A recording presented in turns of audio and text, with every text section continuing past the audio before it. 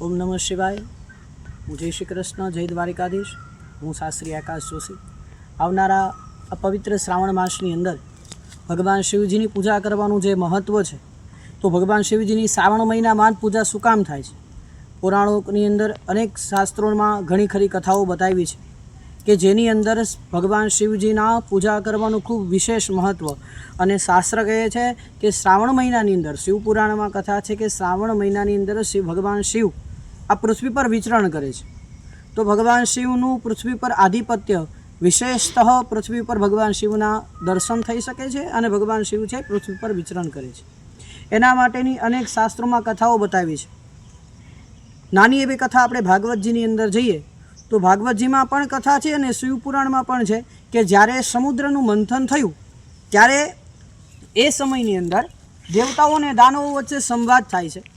અનેક જાતના રત્નો સમુદ્રની અંદરથી નીકળે છે। વાસુકી નાગનું વૈતરું બનાવવામાં આવે અને મેરુ નામના પર્વતને સમુદ્રની અંદર પધરાવી અને સમુદ્રનું મંથન કરવામાં આવ્યું। અનેક જાતના રત્નો નીકળ્યા। જ્યારે રત્ન પ્રાપ્ત થયા એની સાથે કાલકૂટ નામનું વિષ નીકળ્યું। કાલકૂટનો અર્થ છે જે કાલને મારી શકે। કાલ પણ જે મૃત્યુના દેવતા છે એને પણ જેને મારી શકે ને એવું વિષ।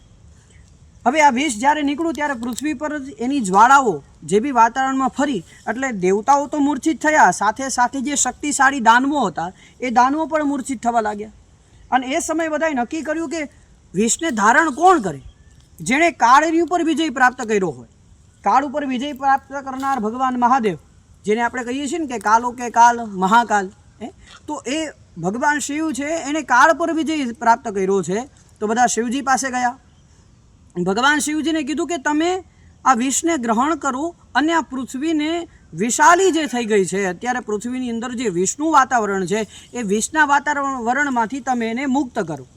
એ સમયે ભગવાન શિવજી છે વિષને ગ્રહણ કરવા માટે આવે છે અને ભગવાને નીલકંઠ મહાદેવ થયા। વિષને ગ્રહણ કર્યું, પોતાના ગળામાં ધારણ કર્યું ને એ વિષની જ્વાળાઓથી ભગવાન શિવનું શરીર છે તપવા લાગ્યું। વિષની જ્વાળાઓથી શરીર બળવા લાગ્યું। અંદરથી એક અલગ પ્રકાશ ઉત્પન્ન થયો અને જે અલગ પ્રકાશ ઉત્પન્ન થયો તો એ અલગ પ્રકાશ છે એટલો બધો ભયંકર હતો કે જેમ સૂર્યનો તાપ તપે એ સૂર્યના તાપને પણ ક્ષણભર માટે વિલીન કરી દે, એટલો બધો ભયંકર તાપ એમાંથી બહાર આવવા લાગ્યો। દેવતાઓ ગભરાયા, કીધું જો આમનમ પ્રકાશ વધતો રહેશે તો શિવ છે એ તાપને સહન નહીં કરી શકે। એ તાપને જો એ સહન નહીં કરી શકે એક સમય આવશે કે પૃથ્વી પર પ્રલય આવી જશે। ગભરાતા દેવતાઓ વિષ્ણુ ભગવાન પાસે ગયા। વિષ્ણુ ભગવાનને કીધું કે આમાંથી કોઈક ઉપાય એવો કરો કે જેથી કરીને એને મુક્તિની પ્રાપ્તિ થાય। તો એ સમયે બધા જ દેવતાઓએ સાથે મળીને વિચાર કર્યો ને એ જ સમયે મા પાર્વતીને વિચાર આવ્યો કે મારા પતિને શાંત કરવાનો કોઈ પ્રયત્ન કરવો જોઈએ।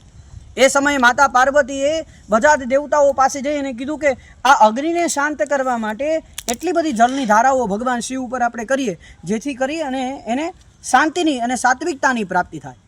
તો બધા દેવતાઓ ચારે તરફ ચારે દિશાની અંદર ગયા। બધા દિક્પાલોને મોકલવામાં આવ્યા।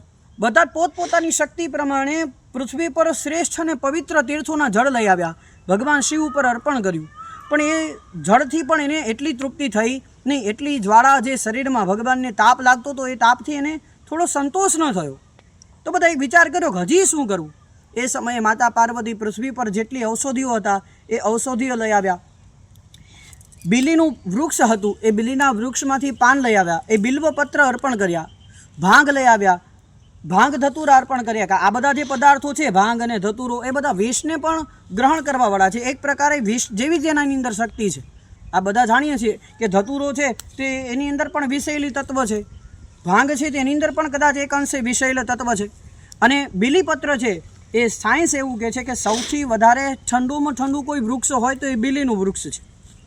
તે બિલીપત્ર ભગવાન શિવજી ઉપર અર્પણ કરવામાં આવ્યા। ભાંગથી ભગવાન શિવજી ઉપર અર્પણ કરવામાં આવ્યા।